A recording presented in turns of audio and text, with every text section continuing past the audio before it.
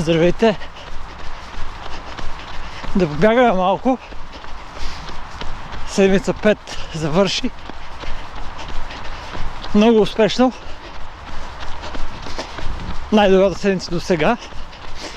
Като в нея се случи нещо, което нали го чаках, за да може да преценя колко време ще отнеме. И сядам да разкажа за него.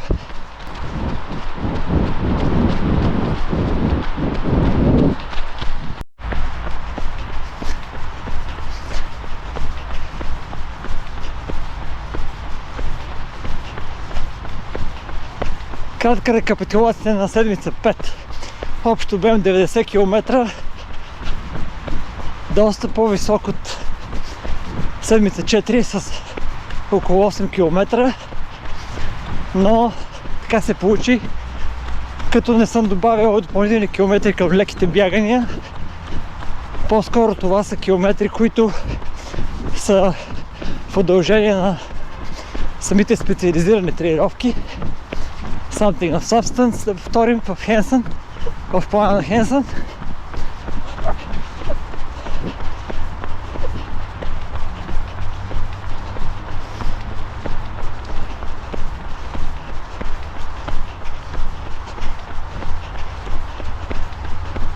Както подобаващо вторник, интервална тренировка.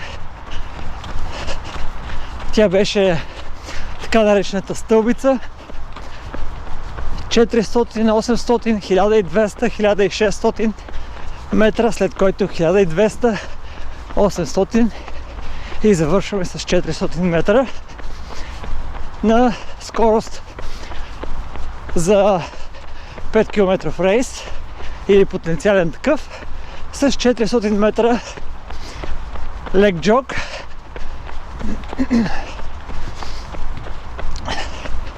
Тренировката се получи много добре, като общата скорост за цялата тренировка беше с около 3 секунди подобрение от предни седмици. Средна скорост говорим. А ефорта също не беше такъв, какъвто го усещах предните 4 седмици. И за това ще говорим малко по-късно. След което почивка, разбира се, на следващия ден, който за сега ми се отразява много добре. Все пак аз съм мастърс ранър на хубав български език и седмица, в която имах 3 интензивни тренировки, почивен ден е задължителен на този етап. Четвъртък, тъйпово бягане. Така, 10,3 км или 7 мили с загрявка, разбира се, от 3 км и след което разгряване, кулдаун, пак 3 км. Темпото мина много добре. 11,3 км на потенциален маратонски пейс или ефорт. Отново усещам подобрение осезаемо от предните 4 седмици. И това също беше така добър позитив. Нормално да се усеща подобрение, все пак ние консистентно тренираме, но е много важно за всеки бегач да разбере за себе си кога точно усеща това подобрение. За да можеш да планираш правилно, разбира се. Все пак в края на тренировъчния блок идват състезателен период и трябва добре да се знае колко време е необходимо на твоето лично тяло да се натренира.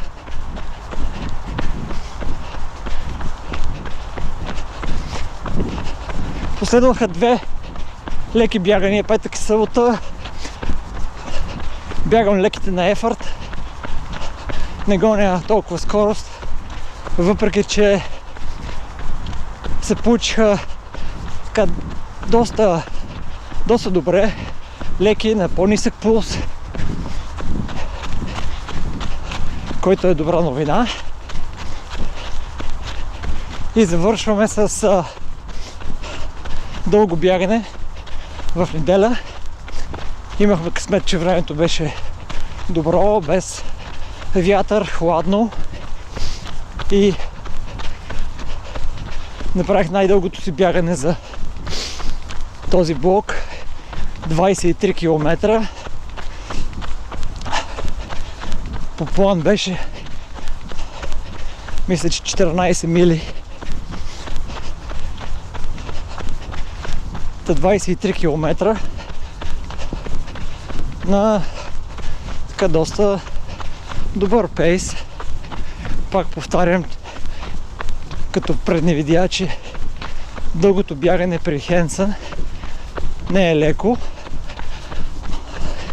но не е и на темпово темпо. Имам предвид маратонско темпо. Някъде между двете. 23 км и се получи доста добре. Гледайки после по пулса, в който съм вдигнал последните километри, виждам някакъв прогрес. Температурите почват да се понижават още повече.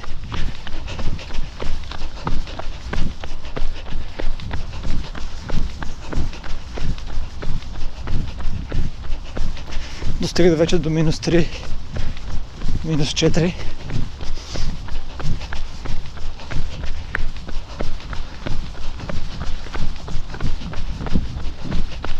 И това определено е моето време за спорт. Много обичам хладното време за тренировка. И когато е хладно и няма вятър, перфектно за мен. Днес преди да излезна, погледнах прогнозата и така телефона ми даде един warning, че въздуха е бил на ужасно лошо ниво. И това, разбира се, е важно и то много, но почват ли да влизат такива негативни мисли и твърдения сутрин рано, лош въздух, валежно време, сняг, дъжд, лед, докато човек тренира,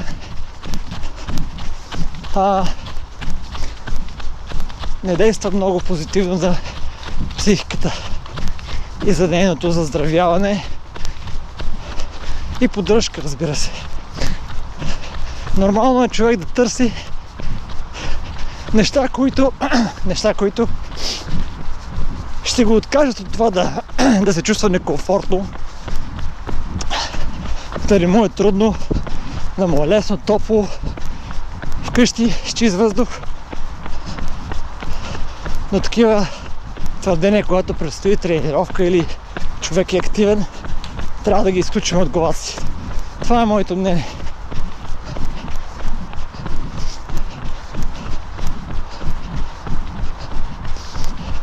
Сега 1 час ще се надъхам на лош въздух, да дишам по-скоро. Но пък това не означава, че през останалото време дишам квалитетен въздух. Или че имам квалитетна храна, купена от магазини и така нататък. Тоест, по-добре е да направя нещо позитивно в негативния ден, отколкото да се надъхам да не правя нищо. Кой мърса въздуха, излезте в парка. Нали, то няма листа вече, като гледам, всичко е по земята. Или направете по-къса тренировка, ако се притеснявате. Но самият факт, че сте вънка пред такова време е много по-полезен, отколкото въздуха да е мръсен и вие да сте на дивана. Или поне така аз си мисля за себе си и се опитам да се надъхвам. Така, защо седмица 5 беше ключова за мен и много важна? Не точно 5 седмица, а тази седмица. Това е защото разбрах колко седмици ми отнема да усетя осезаемо, говоря за чувство, не е скорост на тренировките. Говоря как се чувства тялото, когато бяга тези специфични тренировки. Седмица след седмица. И след 4 седмици едва на 5 усетих, че има подобрение и бягам същите скорости и ефорт, както преди, но много по-леко. Много по-леко. И сега знам, че на тези години като мен и на моята физиология 4 седмици са необходими за някакъв ефект от дадена тренировка. Тоест, сега ще помисля колко дълъг ще е тренировъчния блок, за да може колкото се може повече квалитетни седмици да избягам. Да съм здрав и така способен да го направя.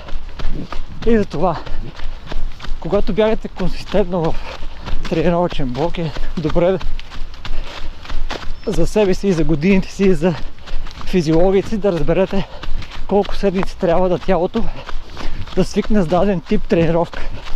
Нали, аз правя интервали и темпо и дълго бягане и трите бягания през 5 седмица се случиха доста добре. Не само едното, а и трите. Тоест, нали, не е само така по-добра диета ден-два или по-добър сън ден, 2-3 или стрес около нас, но цялата седмица мина много добре. И това не означава, че следващите седмици ще минат пак така или по-добре. Това означава, че това, което правим, има смисъл, има ефект и отнема около 4 седмици.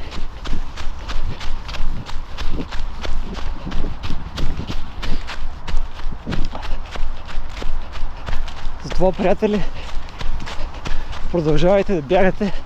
Дисциплината е най-важно. Дисциплината. И после ще се почувствате по-добре. Всеки път е така. Физическа активност. Това е за сега. Абонирайте се за канала. Коментирайте под видеята, може да обсъждаме тренировки и така. Бягането. Пък може и да побягаме заедно. Не се знае. До следващия път.